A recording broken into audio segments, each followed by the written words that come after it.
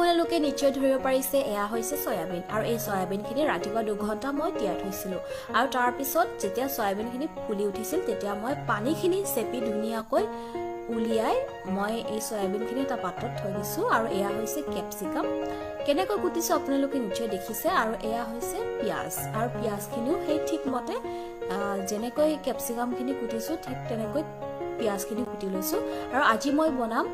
chilli soybean আৰু তাৰ কাৰণে প্ৰথমতে এই পেনখনত মই তেলখিনি গৰম হ'বলৈ দিছো তাৰ পিছত প্ৰথমে কিন্তু মই পিয়াজখিনি দিয়া নাই আপোনালোকে লক্ষ্য কৰিছে প্ৰথমে মই সয়াবিনখিনি এই গৰম তেলখিনি দি দিছো যেতিয়া সয়াবিনখিনি প্ৰথমে আমি এনেকৈ দি লম তেতিয়া মানে সয়াবিনৰ যেটো এটা গোন্ধ ওলাই সেই গোন্ধটো ফাস খালে মানে নাইকিয়া হৈ যায় আৰু তাৰ পিছতহে মই এইখিনি অলপমান লাৰি দিয়াৰ পিছতহে মই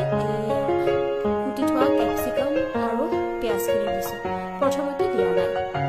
আৰু আপোনালোকে দেখিছে এয়া পিয়াজ আৰু ক্যাপসিকামখিনি দি লৈছো তাৰ পিছত এইখিনি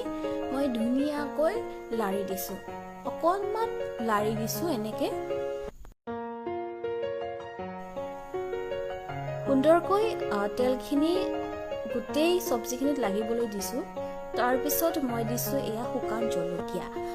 জলকীয়াও দিব পাৰে আপোনালোকে কেঁচা জলকীয়াও দিব পাৰে মই শুকান জলকীয়া দিছো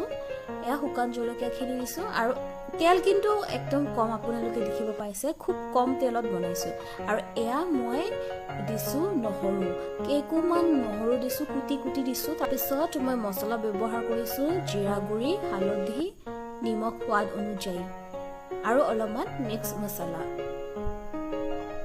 আৰু এইখিনি ধুনীয়াকৈ লৰাই দিছো তাৰ পিছত কিন্তু মই অলপ টমেটো কেচাপ দিছো তেতিয়া খুব মানে চিলি চিকেন টাইপৰ এটা ফ্লেভাৰ মানে আহে আৰু তেতিয়া মানে